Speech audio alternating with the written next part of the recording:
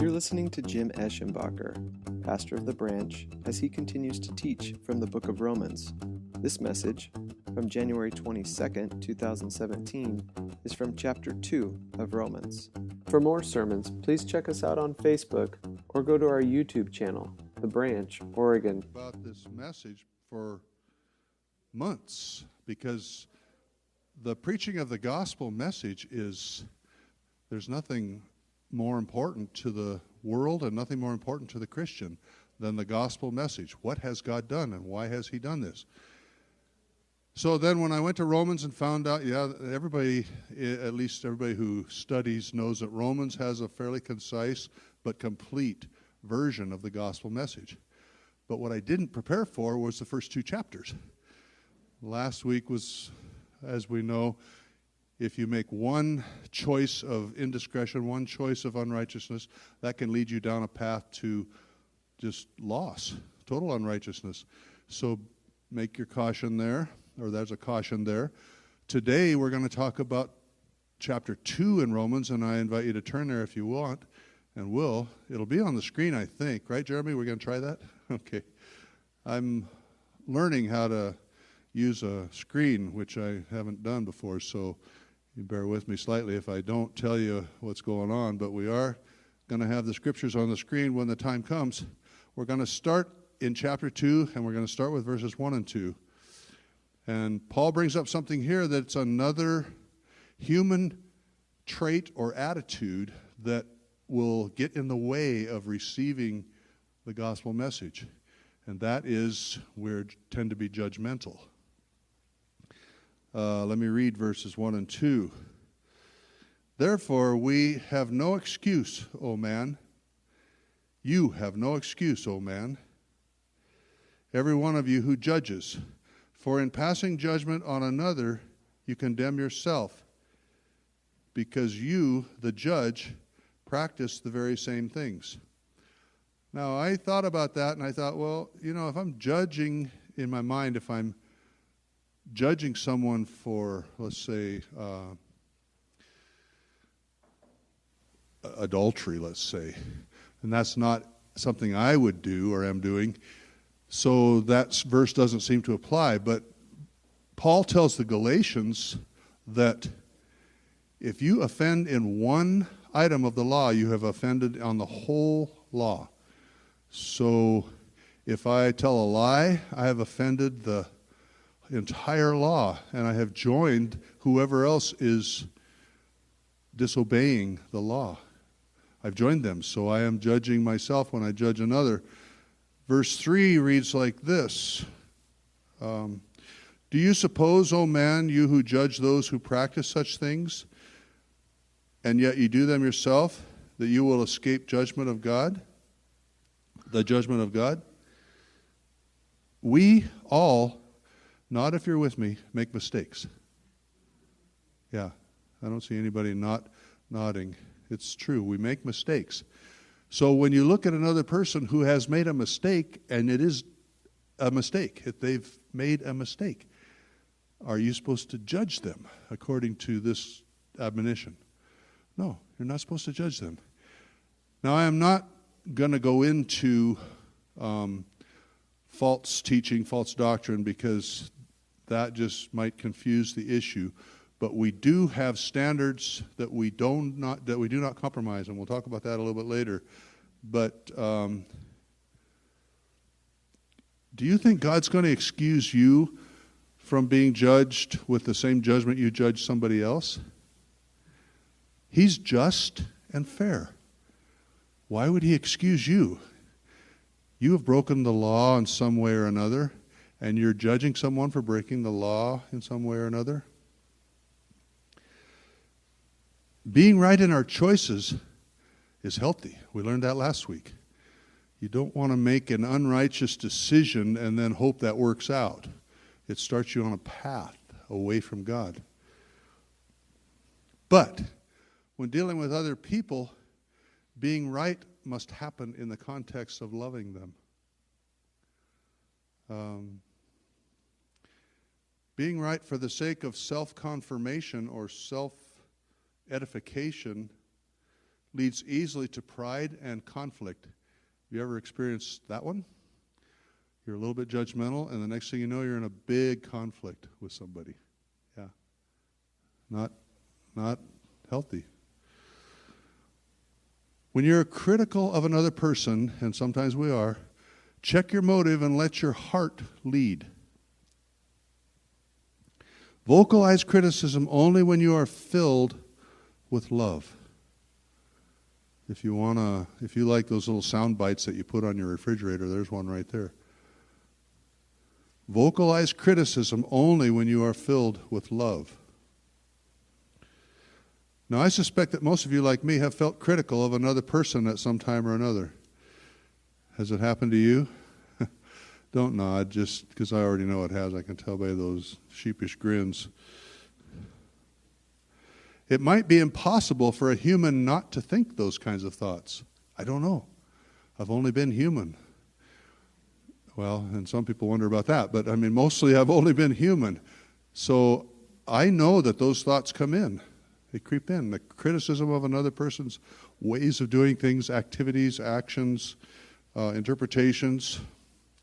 This just shows us, don't you think, how much you and I, not they and they, but you and I, how much we need the gospel, how much we need God to intervene in this. Because we can't do it. Human nature says criticize, be critical. God says don't judge, don't compartmentalize people. Verse 4 reads like this, and I'm going to be kind of working right through this because I want to get done on time. Or do you presume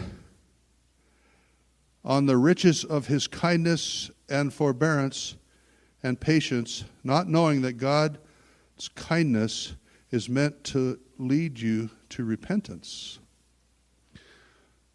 That gets misinterpreted. God's kindness is not tolerance or negligence on his part. Sometimes we think that his lack of discipline is his approval. No. That's not his way. His kindness is why he doesn't give us our due reward when we immediately deserve it. What's the due reward? What are the wages of sin? You can say it. Thank you, Jeremy. Death is the wages of sin.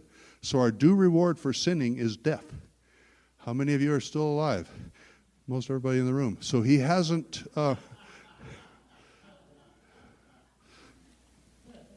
I'll leave you to figure that one out. But God's kindness is an expression of his love, which is full and real.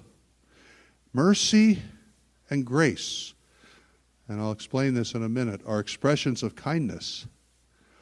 Now, mercy, we had a big talk about this on Wednesday night, which is why I put it in the sermon. Mercy is not receiving what we deserve. How does that differ from grace? Grace is receiving what we don't deserve. Now, they're the same, but they're different. Can you see just a little nuance there? God has mercy on us. Yes, we are guilty. I don't think there's anybody in this room who doesn't know already that you're guilty of disobeying some of God's law. You deserve to die for that. We deserve to die for that. The wages of our sin is death. And God says, I am going to withhold that sentence for now. That's his love in action. That's his kindness toward us. Mercy is his kindness toward us. There's a really cool scripture about mercy that I just wanted to read because I like it. Is that okay with you? Lamentations 3. If you can't find Lamentations, find Jeremiah. If you can't find Jeremiah, find Isaiah. That's a big one right in the middle. Turn to the right and go to the next book over is Jeremiah. And then Jeremiah, his follow-up to the book of Jeremiah is the short book of Lamentations. Now I'll read this verse to you. It's starting in verse 22. The steadfast love of the Lord never ceases. And here's the line. His mercies never come to an end. Never come to an end. So how many of you have discovered that you make a lot of mistakes and God is still standing there holding his mercy toward you? Well, that's how we're supposed to be toward one another. It's hard. I'm going to read a couple more verses that aren't in that song. The Lord is good to those who wait for him, to the soul who seeks him. It is good that one should wait quietly for the salvation of the Lord. So rather than turn and judge somebody so you feel better about yourself, just wait quietly for the salvation of the Lord. That was Lamentations 3, verses 22 to 26. The whole read, if you want to put that in your notes or if you want to remember it for later today. It's a beautiful set of verses. And that was written by a man who was given the job, Jeremiah, of prophesying to Judah when they were about to go into captivity. They had sinned, they had failed God, and God wasn't killing them. He wasn't giving them that judgment, but he was going to reprimand them. So he sent them into captivity, and they didn't like captivity at all, with Babylon being in charge. And they came out of that, and then there was a season of peace. But Jeremiah had to prophesy that terrible time. And in the midst of it, he has that feeling right there. His mercies never come to an end. And I, for one, am glad for that. The wages of sin is death. But in the meantime, which we will all face one day, but in the meantime, he offers us a path of life out of the mud pit into which we were born. That's his gift of love, mercy, and grace. That's how he loves us. Forgiveness is a gift, his gift of mercy. Do you wonder at times how to love somebody? You think, well, should I make them a pie? Should I invite them over? Should I mow their lawn? Should I change their baby's diaper? Should I? Absolutely not. What should I do? Here's something right here. Be merciful. Be kind. I think kindness is one of the lost beauties of life and what God has given us. We just kind of forget it because it seems trite to be kind. No, it's God's kindness that leads us to repentance. It leads us to where we need to be with him. So don't belittle what God has called great. Let's go back to Romans, verse 5. We're still in chapter 2, Romans 2, verse 5.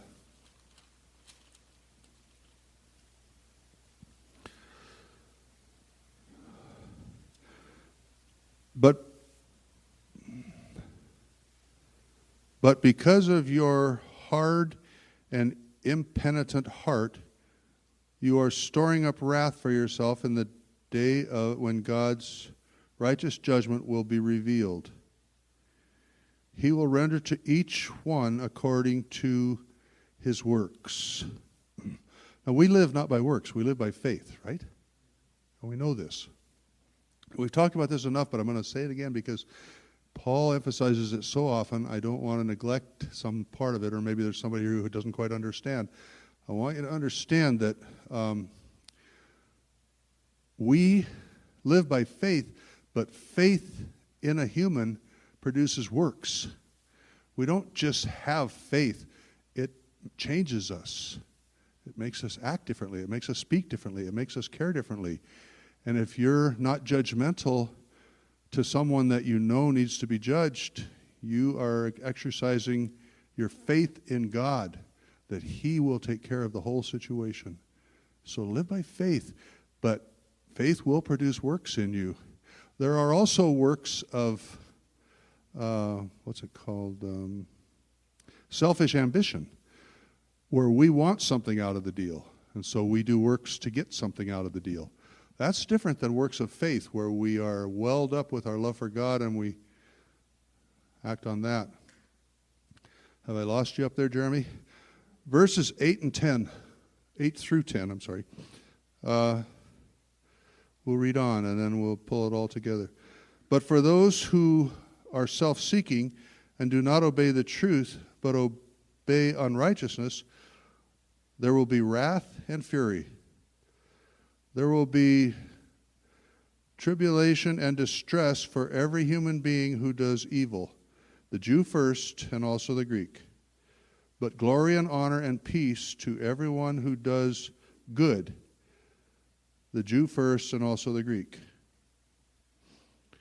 So let me ask you a question. Would you rather have glory and honor from God, forgiveness, or would you rather have wrath and fury? Not a hard answer, is it? I need a nose Kleenex. The truth of it is, wrath and fury kind of sounds like a political slogan to me, but I'm not going to get political. I'm just saying that it's not that trite. And it's not about a movie series either. It's God. Wrath and fury. Oh my gosh. I don't want to deal with that. But God knows the difference between works of faith and works of selfish ambition. He knows.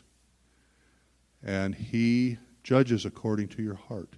He can see what... Thank you. Lovely assistant. Verse 11. We're moving on here. For God shows no partiality. Now, as we have already noted, the Roman church was made up of a very diverse crowd. They didn't always like each other. Now, are there people in this world that you don't like? Think about it. Are any of them calling themselves Christians? Sorry. Do you speak against certain denominations and the people who are in them? I have. That's not following the leading of the Bible here. Paul says don't judge and don't compartmentalize people. And one of Paul's goals of this letter is unity. And that's one of the reasons I am preaching this message this month or these months is for unity. It's one of the words that we're honoring going into 2017.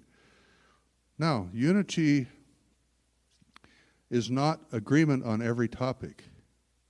Unity is agreement with Jesus. Whatever He says, we agree is truth, and we stand with that. Some of us will handle that differently than others. You might immediately start caring for the children in your neighborhood. I'm not going to do that. For one thing, we don't have any children in my neighborhood. But do you see how it's going to look different, the activity? But God knows your heart. Is your heart toward Him? Jesus did not condemn people for saying something or doing something wrong. He didn't condemn them for thinking wrong. He shined light on truth and gave invitation to obey that light, in that light. Agree with Him.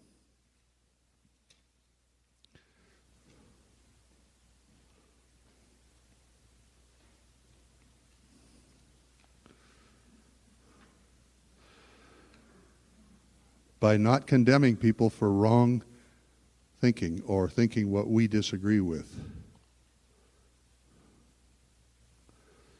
Can you do it? In the flesh, you can't. Only by the Spirit of God can you tolerate, if that's the right word, or love someone who disagrees with you. Without that, with just human nature, you are going to be critical and you're going to judge them. And when you judge them, you set yourself up as the hero, the judge. So it's only by the Spirit of the Lord that we can love people. And that is what we ought to do, even if they disagree with you. And sometimes, I'll say this because I know some of you want to hear this, but it's also truth. Sometimes people need to hear something that contradicts what they believe. That's your love toward them. That's the truth. But shine it as a light, not as a hammer. Don't hit them on the head with it. Just shine it in front of them and say, no, here's what God said. We respond to him, right? Now in verse 12, Paul gets specific. He's writing to Jews and Gentiles, and he addresses the biggest obstacle to them getting along. And it's one of the biggest obstacles in the church today. The law, or what we would call legalism. So I'm going to read verses 12 to 16, and then we'll talk about that. For all who have sinned without the law will also perish without the law, and all who have sinned under the law will be judged by the law. For it is not the hearers of the law who are righteous before God, but the doers of the law who will be justified. For when the Gentiles who do not have the law, by nature do what the law requires, they are a law to themselves, even though they do not have it, even though they do not have the law. They show that the work of the law is written on our hearts, on their hearts, while their conscience also bears witness, and their conflicting thoughts accuse or even excuse them. Are you legalistic? No, I'm sure everybody would just say, no, not me. I've known some legalistic people, but I'm not one of them. Well, let me ask you a question. Do you look at other people and do you draw an opinion about how they're doing based on how they're acting or what they're saying? The Jews were the keepers of God's law. They brought it from the desert all the way forward, and they were teaching that law, trying to teach it the best they could. Now, they had messed with it a little bit and added some of their own, but basically they wanted to teach the law. They were the keepers of God's law. Now, there's an interesting comment. They were keepers, not necessarily doers. And so are you a keeper of the law? Do you have it in a book or in a briefcase and you just carry it around, you keep it safe, and when someone messes up, you pull out a verse and go, see, it says right here, you can't do that. Is that your role in other people's lives? Is that our role in other people's lives? Now that you can answer safely. No, it's not. That's God's role. That's Jesus' role. We are all servants of Jesus. We are not servants of one another. I got a head there. I don't know what's going to happen when I get to that section. Keepers of the law expect people to come to them to find out what to do next and what's the right thing to do. And sometimes if you might put that on the pastor. He's the keeper of the law. I'll find out what he says. You are a doer of the law because the law has been given to your heart. It's been written on your heart. You know what is right. You know not to murder. Right? Okay. How hard was that? Well, back in the day when humanity was first starting, that wasn't a law. So Cain killed Abel. He didn't know it was wrong, but he felt bad. Something happened inside of his. It's wrong, and we know it because God has written it on our hearts as of the arrival of Jesus. So we know things. Do you live by those words? The gospel that Paul is going to elaborate starting in the next chapter, so starting next week, thank you, Paul, for coming back, does not support that position, judging people by their reaction to the law. Now, I mentioned that we today deal with legalism. We deal with conduct code. Most churches, most denominations, and churches like ours, non-denominational is what we're categorized as, have sort of an expected behavior pattern. We don't write it out. I mean, I hopefully haven't carefully written that out. You have to wear, girls, you have to wear dresses that are at least halfway between your knee and your ankle, and guys don't wear those. I haven't written any of this out. We haven't written any of this out. It's kind of unspoken. There's this sort of expectation of churchgoers. You will do this, you will do that, you won't do this, you won't do that. And I'm not going to go into them because we all know about them. And you may have been part of a church in the past where it was very defined. Like we talked about last week, you can't go to dances. You can't go to movies. You can't do any of those things that people around you might consider fun. Not that, and there's another story. Won't go there. I got to stay away from my thoughts because they wander quickly, and I can get out there and it's a long branch. But Jesus did not, quote unquote, fully, or he didn't obey the law the way that the Jews thought he should. Now, isn't that a weird concept? The Jews didn't obey God's law, or the Jews thought that Jesus didn't obey God's law the way he should. So they judged him. Now, they took that to an extreme and had him killed. And we all know that whole, or we sort of know that whole story, and we'll learn more about it when we go on in this gospel. But can it just be said here that that was wrong? They shouldn't have judged Jesus by words or actions that appeared, according to them, to be against the law. And who are we to judge other people with that same judgment? We need to be cautious here. We should love and have mercy on one another rather than legally hold people to some standard that we believe is right. Now, Jesus knew what the law said. It was in him. He was the crafter of the law, you might say. He was the law. He embodied it. But he told us that he watched hearts rather than actions and rather than words. He watched hearts. Now, Paul is still preparing us for the unfathomable power of the gospel. How God can take people who try to act certain ways and try to do the right thing and try to please him. He can take those same people, knowing that they are failing him, and he can love them, us, and give us forgiveness and lead us to repentance and lead us to a place with him that is where we want to be. That's the gospel. That's God, and he's preparing us for that. And Paul is telling these people, look, if you are judgmental, that's going to have to go. It doesn't work under the salvation message. It doesn't work under the gospel message. It doesn't work for people who have been drawn to Christ. Don't stay there. We judge actions and words. We rarely know the heart attitude behind those actions or words. That's why judging is dealt with so harshly in the Bible. Satan is called the accuser of the brethren. He rejoices if he can get us to agree with him and to work with him and help him. You might become a worker for him in the church by being an accuser of the brethren. Have you ever thought about that? Yeah, but God, they're wrong. Yeah. And do you think you weren't wrong when God forgave you?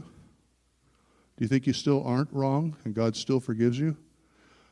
I'm not saying that we are leaning away from holding to the truth. I'm just saying that we are not to judge. That's what Paul said, and I'm just preaching what he said.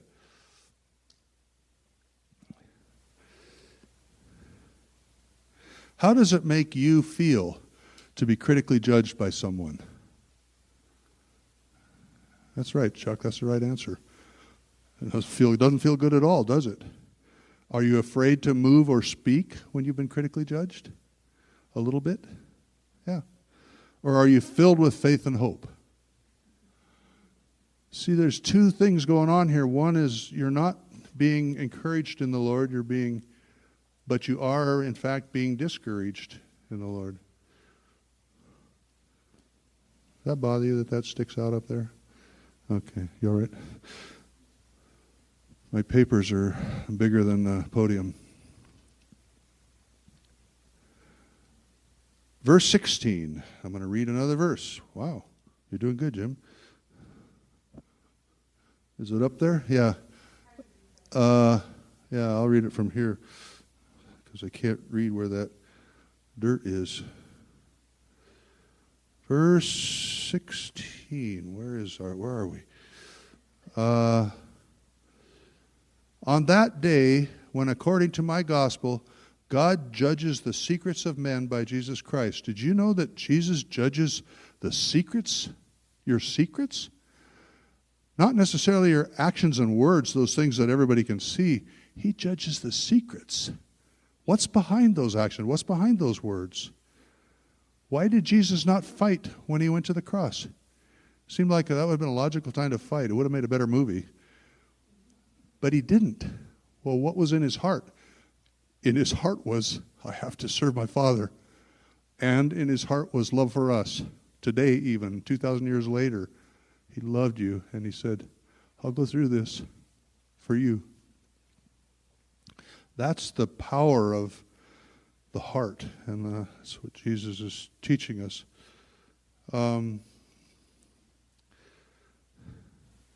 Here are some actions and words that come from some motive of the heart.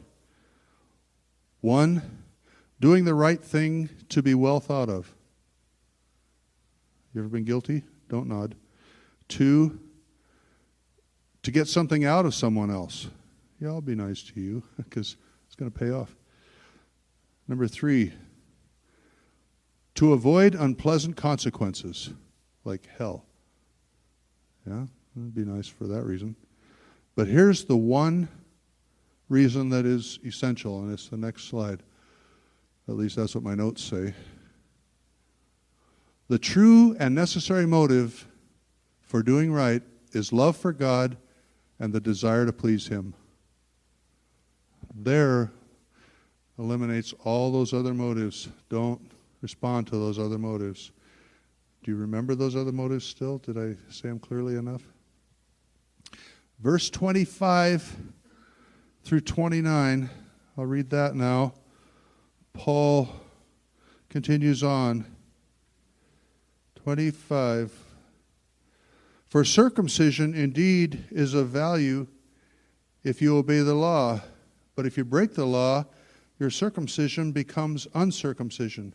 Why is he talking about circumcision? Did he just changed messages? No, circumcision was part of the law, part of the Jewish consideration of what a true man of God would be. He's circumcised. So if a man who is uncircumcised keeps the precepts of the law, will not his uncircumcision be regarded as circumcision? Then he who is physically uncircumcised but keeps the law will condemn you who have the written code and circumcision but break the law. For no one is a Jew who is merely one outwardly, nor is circumcision outward and physical. But a Jew is one inwardly, and circumcision is a matter of the heart, by the Spirit, not by the letter. And his grace is from the man. His praise is not from man, but from God. Paul addresses circumcision. We don't address that much these days, thank goodness. But back in his day, the Jews, that was their right to be God's son, God's chosen. They were circumcised. And God told them to do that. So they were being honest with what God had said.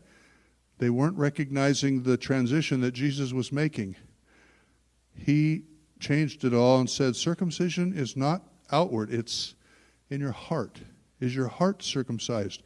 Has your heart had all of the excess cut away and now you are only for God? Jesus will judge the secrets of men. He's not impressed by the mask you sometimes put on. He looks at your heart. What is secret from men and women is on a screen before God. Your thoughts.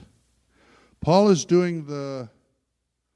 undoing the hierarchy of the law and putting all hope in Jesus, which is what he's about to give us when he goes into the gospel. Now, Jesus, I must say this, he did not denounce the law. He lived a perfect life. He fulfilled the law. And the intention of the law was to bring about perfect living. He did it. No human ever did that. No mere human ever did that. And no mere human has ever done that since, so quit trying. Actions and words come from motive in the heart. Now, as humans, back to circumcision, we can't always see and determine the motive. Sometimes I do things and I say to myself, where did that come from? Or I say things or I think things and I go, where did that come from? Have you ever tried that? Has that ever happened to you?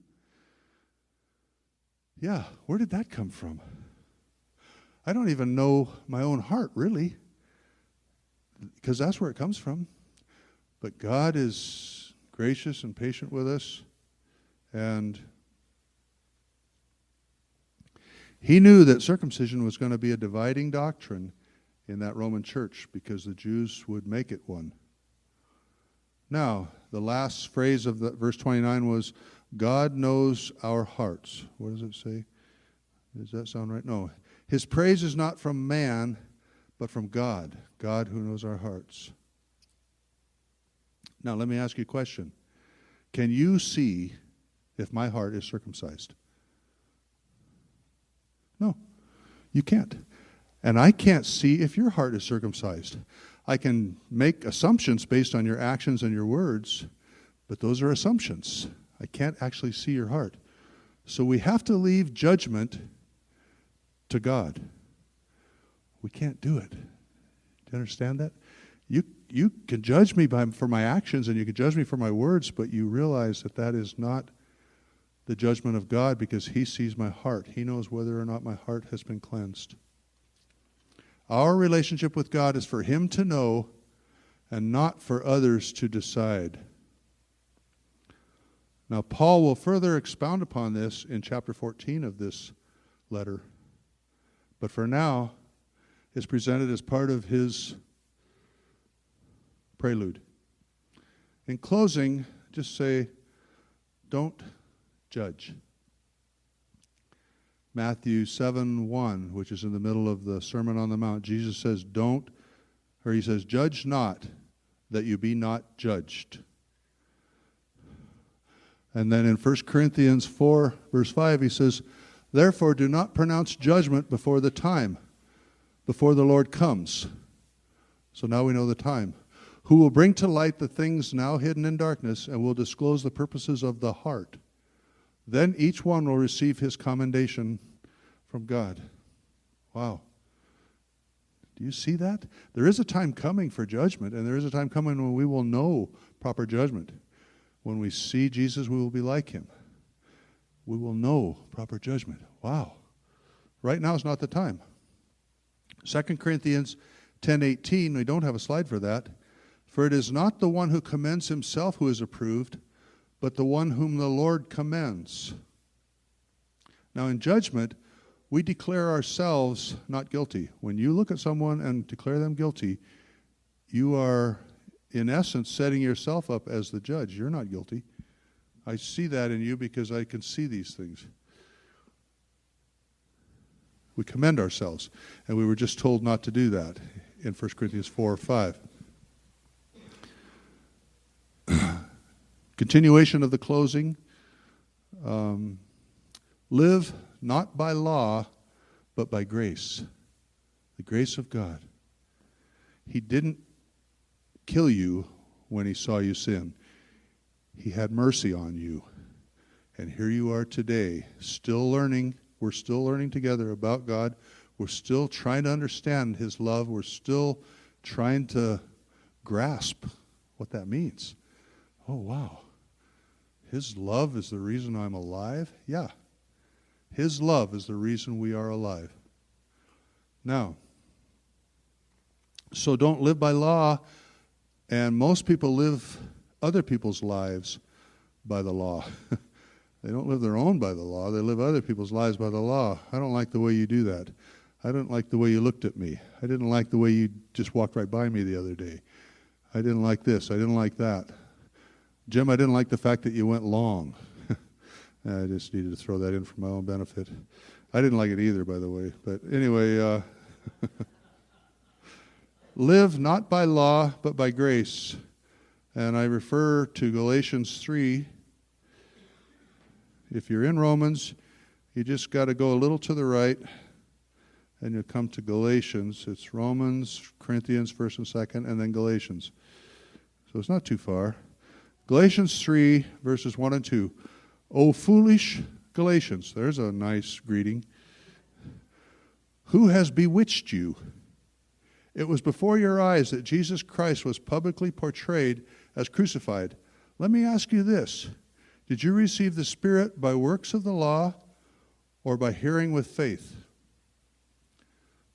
And that's, Galatians is a great book to read in conjunction with Romans. I'm not going to do that to us, but it's going to take me too long to get through Romans.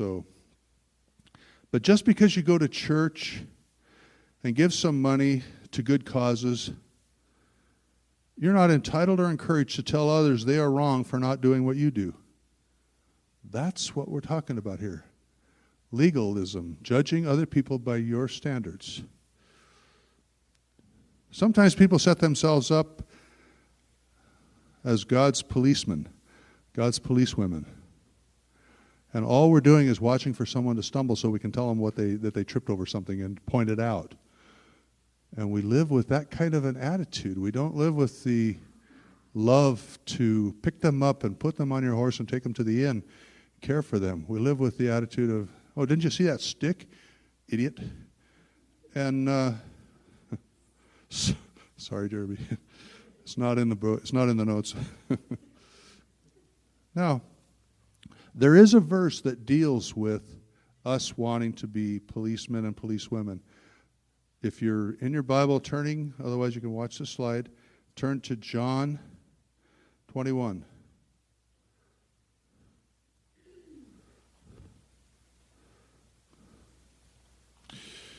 This is toward the very end of the book of John. And it's an interesting story. Starting in verse 20 of John 21. Reads like this. Peter turned. Now Peter had said to Jesus, follow me. Or Jesus had said to Peter, follow me. And they took off walking. Well, Peter looked over his shoulder, and he saw the disciple whom Jesus loved. That would be John. That's how he described himself. Following them. The one who also had leaned back against him during the supper and had said, Lord, who is it that is going to betray you? So John's making sure that we know who this is. It's him.